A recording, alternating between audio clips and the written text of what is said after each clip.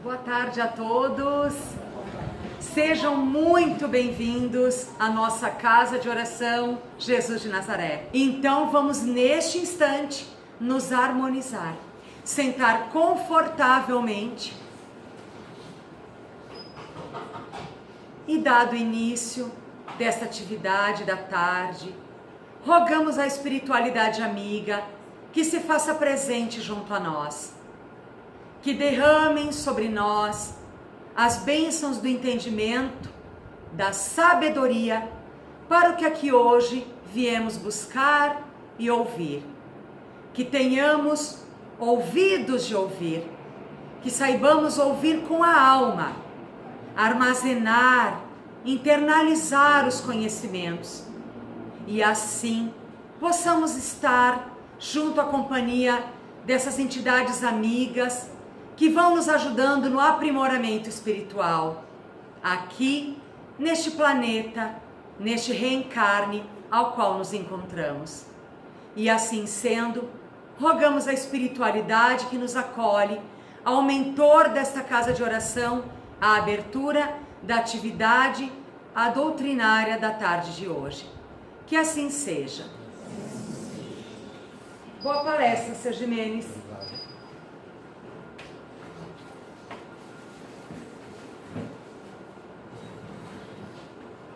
Uma boa tarde a todos, que Jesus nos guarde na sua paz. Antes de nós iniciarmos a palestra, eu queria fazer um pequeno detalhezinho que, não sei se vocês observaram, né, que sempre nós, os médicos, na chegada, a gente está sempre se abraçando, né, a gente se abraça um do outro. Qual é o significado do abraço? Que traz o benefício do abraço é um passe que se dá às pessoas. Nesses abraços fraterno, amigo, quando sincero, quando amigo mesmo, é uma transmissão de energia que se faz. É uma transmissão de energia. O passe é uma transmissão de energia. E no abraço sincero, no abraço fraterno, no abraço amigo, se transmite uma energia muito boa. Inclusive, às vezes a pessoa que chega um pouco desanimado com algum problema, se sente reanimado quando recebe um abraço carinhoso, um abraço fraterno, um abraço amigo. Então, é muito importante, né? O abraço, o aperto de mão, a confraternização é muito importante e é muito válido e muito bom mesmo para as pessoas se harmonizarem e aquele que está melhor, que tem mais energia, vai passando para aquele que tem menos energia, né? Aquele que está forte, alegre, feliz, vai passando para aquele que está mais acabrunhado. É muito importante, isso é muito bom, tá? Então era essa a explicaçãozinha que nós tínhamos e vamos ao tema que nos interessa. Missão do homem inteligente na Terra. Não vos ensoberbais do que sabeis, porquanto esse saber tem limites muito estreitos no mundo em que habitais. Suponhamos, sejais sumidades em inteligência neste planeta, nenhum direito tendes de envaidecer-vos. Se Deus, em seus desígnios, vos fez nascer no meio onde pudesse desenvolver a vossa inteligência, é que quer que a utilizeis para o bem de todos. É uma missão que vos dá, pondo-vos nas mãos o instrumento com que podeis desenvolver, por vossa vez, as inteligências retardatárias e conduzi-las a ele. A natureza do instrumento não está a indicar a que utilização deve prestar-se? A enxada que o jardineiro entrega ao seu ajudante não mostra a este último o que lhe cumpre cavar a terra? Que direi se esse ajudante, em vez de trabalhar, erguesse a enxada para ferir o seu patrão? direis que é horrível e que ele merece ser expulso. Pois bem, não se dá o mesmo com aquele que se serve da sua inteligência para destruir a ideia de Deus e da providência entre seus irmãos?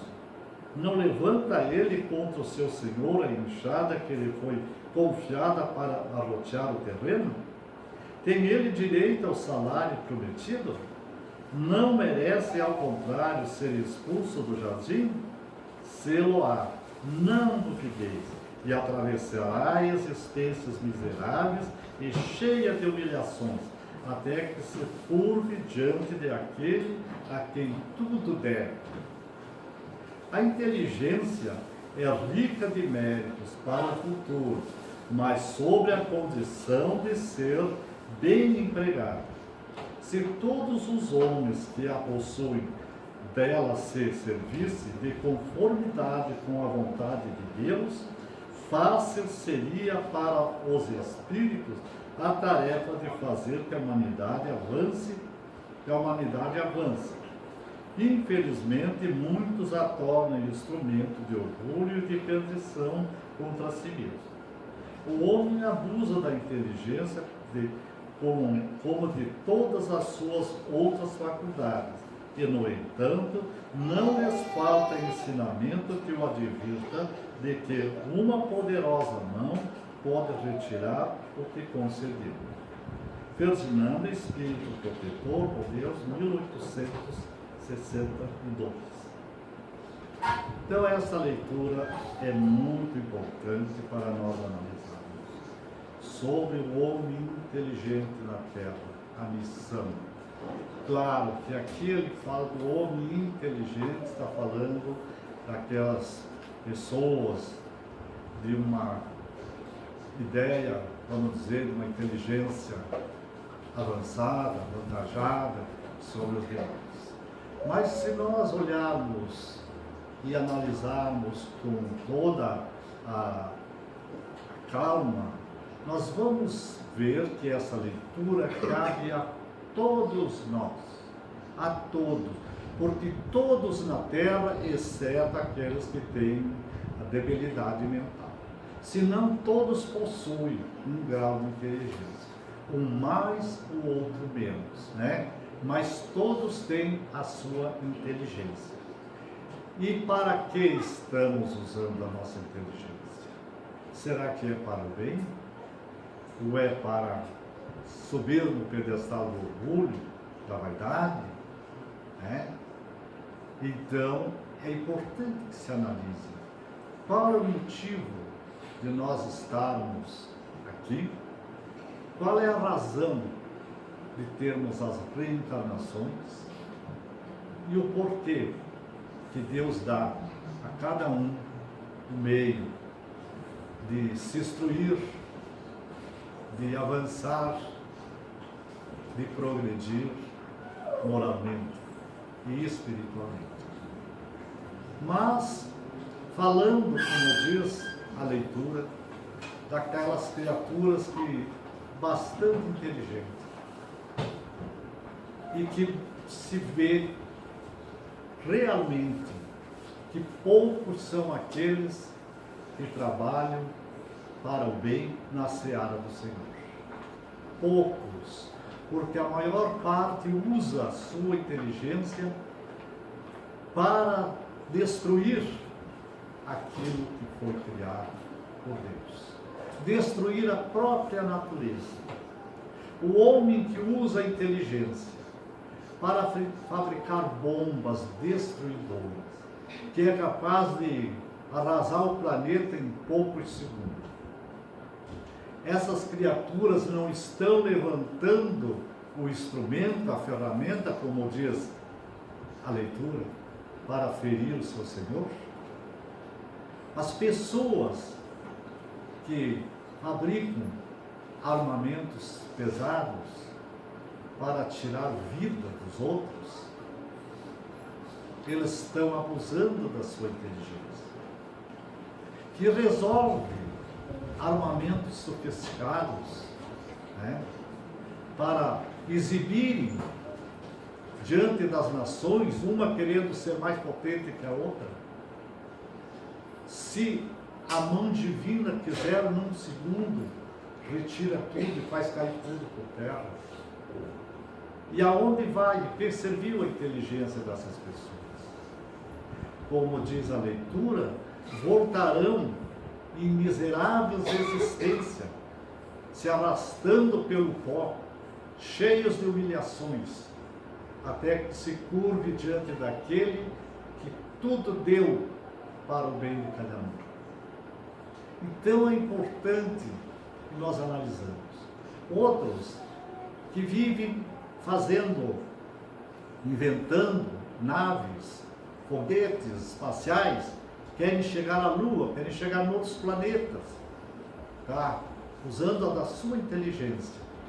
Talvez alguém pense, bom, mas para isso, a Lua, para ir outros planetas, não estão fazendo mal a ninguém. Será que não? Enquanto gastam milhões e milhões na fabricação de um foguete, de uma nave espacial, para descobrir outros planetas, ou chegar à Lua, ou qualquer outro lugar, quantos milhões estão no planeta deles morrendo de fome diariamente? Quantos milhões estão passando necessidade, morrendo por falta de remédio, falta de medicamento, falta de uma consulta, né? Falta de alimento?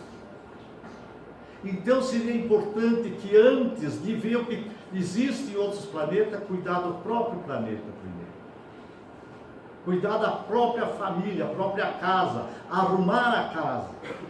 Depois sim, vai ver o que existe na casa do vizinho. É? Mas primeiro, isso aí. Mas as pessoas não pensam nisso. Não pensam. E é por isso que se vê diariamente criaturas, né, reencarnando em miseráveis condições. São as inteligências abusadas do passado. Quer na condição de crimes ou de tantas coisas de errado que faz. Então a missão do homem inteligente na Terra é muito importante. E todos nós temos uma missão aqui na Terra. Todos. Quer a missão do trabalho profissional, quer a missão do trabalho no lar, enfim, todos nós temos uma missão. A missão do jornalista é passar as notícias corretas e precisas, seja na escrita, falada, televisionada, né? A missão dele é passar corretamente. A missão do médico é salvar vida, atender pessoas, tenha dinheiro ou não tenha. A missão dele é aquela, é salvar vida.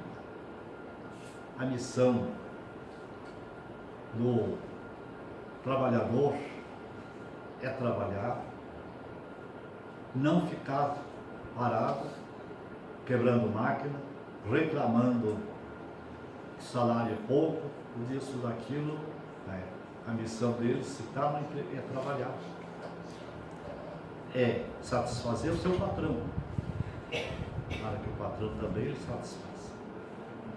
A missão do pai de família é educar bem os seus filhos, é colocar no bom caminho, é dar bons exemplos. E todos nós temos uma missão. Todos aqui na Terra vêm com uma missão. Mesmo aqueles que nascem, muitas vezes, num estado de miséria, também têm uma missão de mostrar a resignação, de mostrar a paciência, de mostrar a coragem de enfrentar a luta.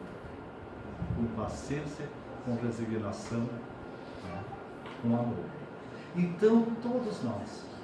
E quem não tem um pouquinho de inteligência? Todos têm. Mais ou menos, todos têm. A missão do professor é ensinar bem o aluno. A a missão do aluno é entender o que o professor está ensinando, né? É ser amigos um dos outros, colegas, né, de classe, e não ficarem bagunçando um com o outro ou agredindo professores, como se vê ultimamente, né? Então estão fugindo da missão.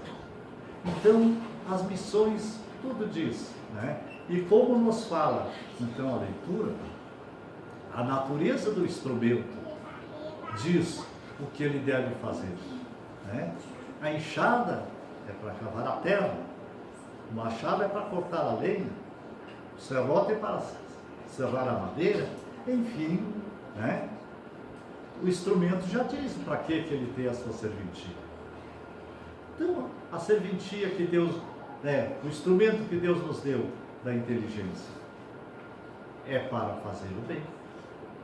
Nos deu as mãos para trabalhar, nos deu as pernas para andar, deu visão para não enxergar, ouvido para ouvir, boca para falar.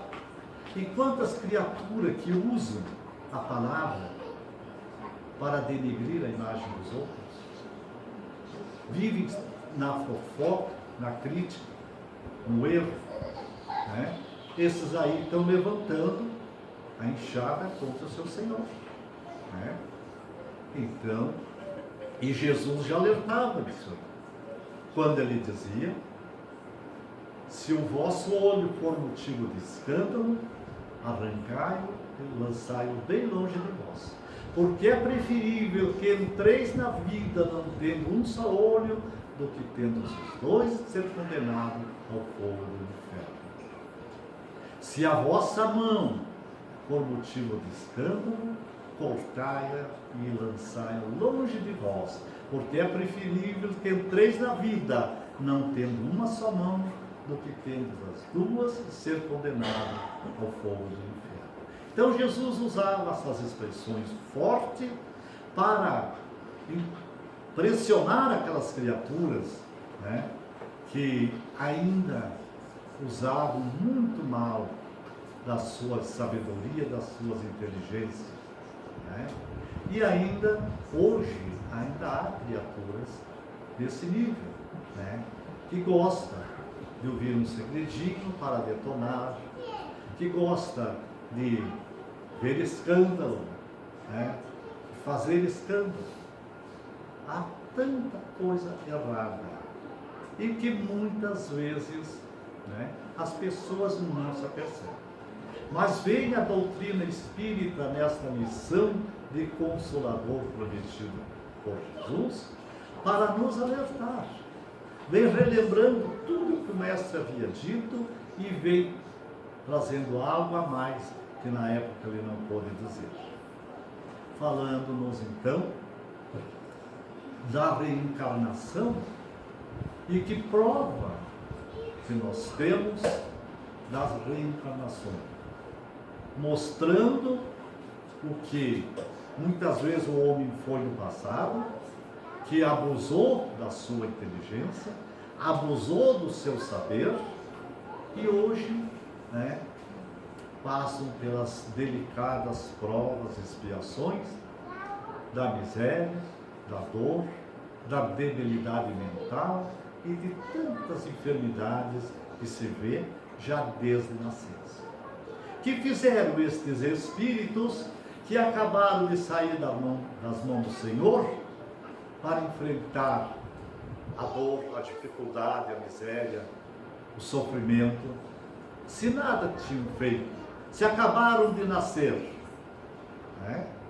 Então, a doutrina veio nos falando, veio nos mostrando e provando que o espírito que está naquele corpo, que está nascendo, ele não está nascendo um espírito ali, ele está reencarnando, ele já viveu outras épocas, né?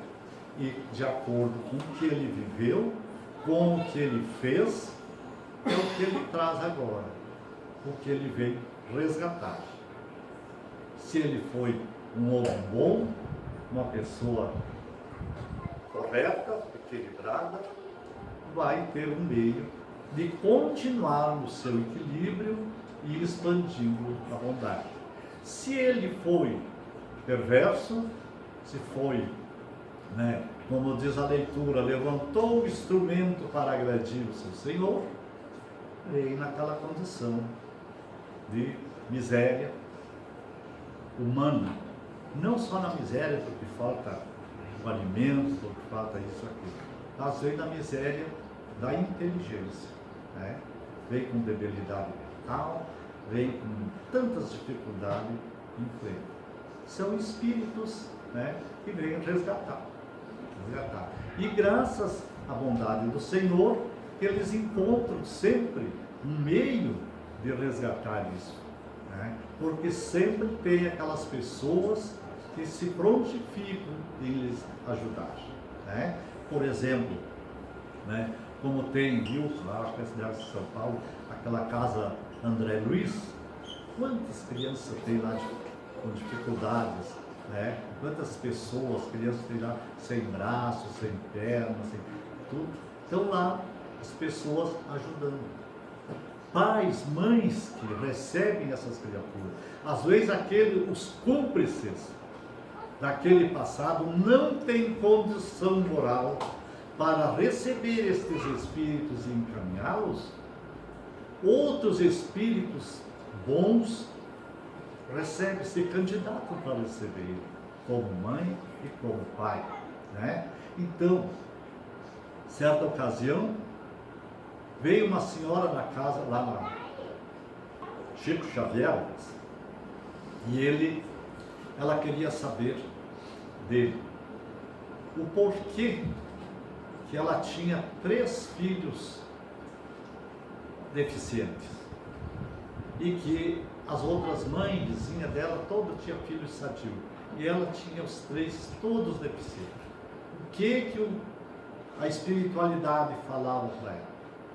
E o Chico concentrou-se e veio a resposta do alto para ela: que o espírito deficiente, filho deficiente, é concedido às grandes mães, para aquelas que têm a coragem e a força de amá-los até o final da existência.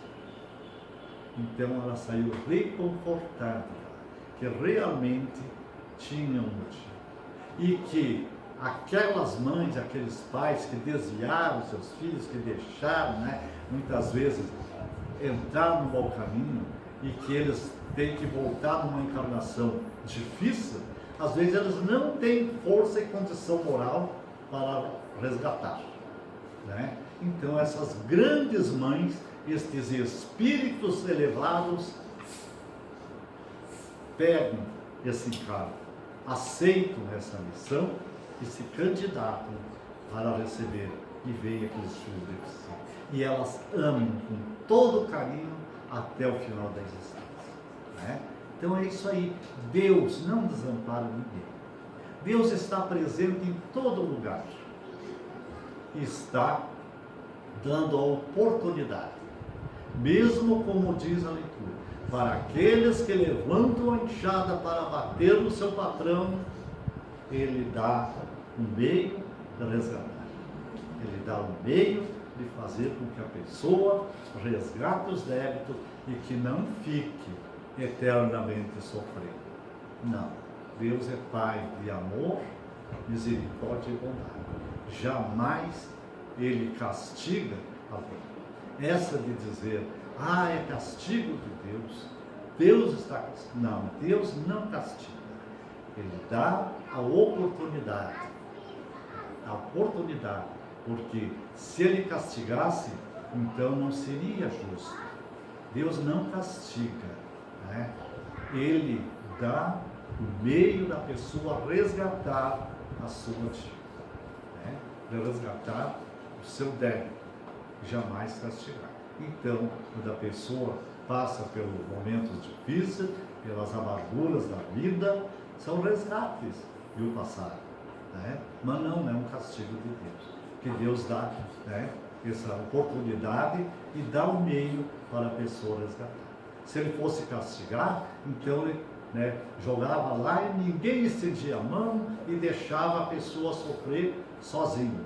Mas não, ele dá o meio, né, para resgatar, dá a oportunidade, e as pessoas que vão fazer dessas criaturas, né, um instrumento para que se levante, para que resgate suas dívidas e que um dia possam ter, então, uma vida melhor. É Deus abençoando, é Deus protegendo os seus filhos, né? E Jesus, o nosso grande mestre e Senhor de todos os senhores, né, como patrono do nosso planeta, está sempre pronto também a nos auxiliar, a nos ajudar, né, abençoando-nos para que possamos seguir o caminho que Ele veio traçar para nós, né? E Ele disse: aquele que quiser vir após mim, tome a sua cruz e siga. A cruz que nós tomamos é dos revés, as dificuldades da vida, do dia a dia, é a nossa cruz, mas seguir então o caminho do Mestre, que é o caminho do amor, é o caminho da paz, é o caminho da felicidade, né? Que Ele trouxe, que desbravou esse horizonte para todos nós. Então a nossa missão, realmente, como homens que somos e que temos, né, mais ou menos inteligência, é ajudar na evolução do nosso planeta, evoluindo e progredindo a nós mesmos. Então, estamos chegando ao final da nossa missão de hoje, que é uma missão também, né, nós trazer a mensagem cristã. Então, agora, já que nós falamos muito, né, na missão, falando de Deus, Jesus, o nosso grande mestre, nós temos um modesto poemazinho intitulado Falando com Jesus. Como é bom a gente falar com Jesus. Senhor Jesus, neste humildes e simples versos rimados, venho fazer-vos um pedido. Desculpe-me se estou errado. Peço-vos a me ensinar a amar, mesmo não sendo amado. A perdoar, mesmo não sendo perdoado. A não violar os direitos dos outros, mesmo que os meus direitos sejam violados. Nunca magoar ninguém, mesmo sendo magoado. Nunca atacar e ferir alguém, mesmo sendo ferido e atacado. Senhor, peço a vossa proteção para infundir no meu coração o divino verbo amar, para que eu possa encontrar, aos que eu encontrar no meu caminho, que eu possa ajudar a levantar, e os tristes e desanimados, que eu possa encorajar, e que eu aprenda a ficar calado para ouvir outro falar. Por aqueles que não têm mais força de fazer uma prece, que por eles eu possa orar. Senhor Jesus, ajude-me a ser realista, a ser alegre e otimista na vivência do amor, que eu tenha sempre uma palavra de consolo e otimismo para os meus semelhantes em dor, para os depressivos à beira do suicídio, que eu possa mostrar-lhes que a vida tem valor e que em todos os embates da vida eu possa confiar sempre em Ti, Senhor.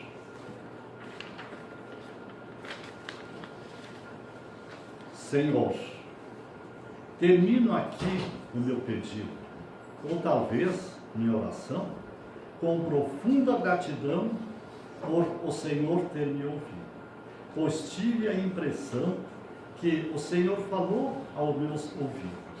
Eu estou te ajudando, Vá em frente, filho querido. Procure sempre fazer o bem. Nunca faças mal a ninguém, que eu estarei sempre contigo. Obrigado, Senhor. Obrigado, Senhor. Então vamos à nossa prece agora para o passe.